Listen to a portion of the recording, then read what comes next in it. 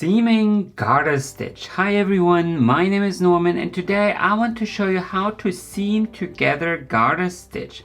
The method I'm going to show you is very easy. It creates an invisible seam and it lays flat.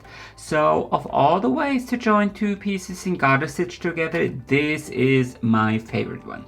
Let's show you how to do the mattress stitch for garter stitch. First of all, align the two pieces you want to seam together so the right side is facing you and make sure they are not upside down.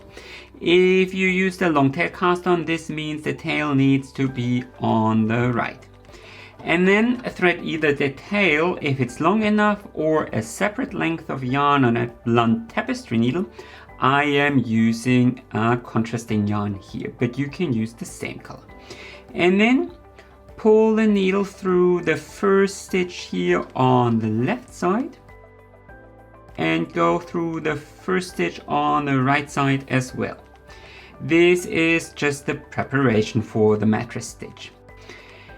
Next, you have to take a closer look. In garter stitch, you always end up with these ridges here. See these ridges here, these horizontal ridges? And if you look closely, then you can see that these ridges consist of little bumps. And one of these bumps looks like a bowl, and the other looks like a dome. One could also say one is on top and one is on the bottom. So with that being said, you need to go through the last bottom bump here on the left side. So follow that first ridge all the way to the end and go through the last bottom bump here. It's a bit harder to see. So here is a top bump and here is the last bottom bump, and you need to pull the yarn through. And then identify the first ridge on the right side. And here you need to go through the last top bump. It's much easier to see, so go through that one as well. And then you need to switch back to the left side and go through the last bottom bump of the second ridge. So here through that stitch.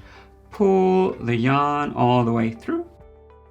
And then switch back to the right side and go through the top bump there as well. So you always need to switch between left and right, or top bump, bottom bump, top bump,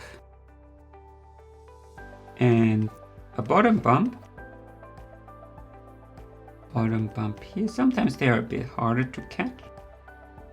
And once you're covered an inch or so, you can simply gently pull on the tail to close the seam.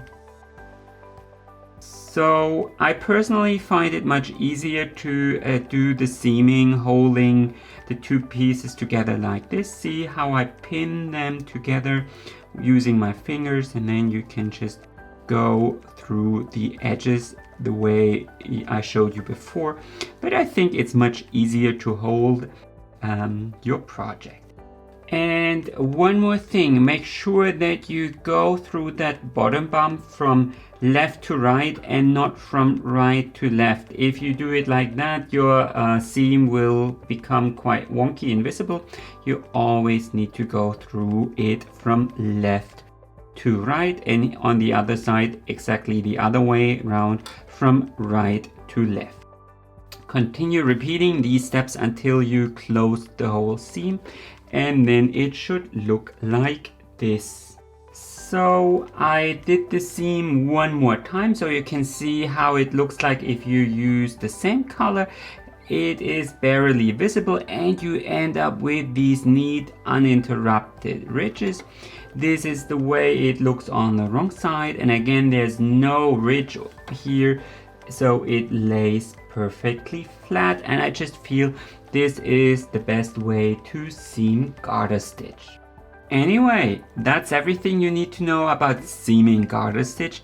Please give me a big thumbs up if you enjoyed watching, comment with your questions, and of course consider subscribing to my channel in case you don't want to miss any new videos. Happy knitting!